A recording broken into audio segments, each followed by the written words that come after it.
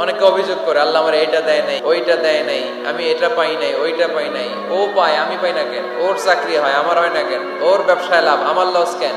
ওর বউ সুন্দরী, আমার টাকা লাগেন? আছে না নাই? না, অভিযোগ করবেন না।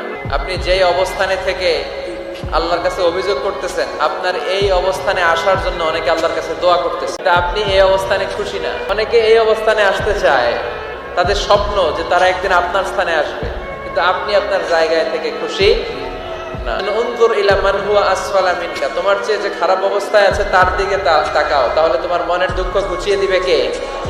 আপনার চেয়ে যে খারাপ অবস্থানে আছে তার দিকে দেখেন কি অবস্থা। আপনি এইটা চান, ওইটা চান, কত কিছু লাগবে আপনার। হসপিটালে যে দেখেন ক্যান্সারে আক্রান্ত রোগীদের কি অবস্থা দেখেন, বাঁচবে না সে।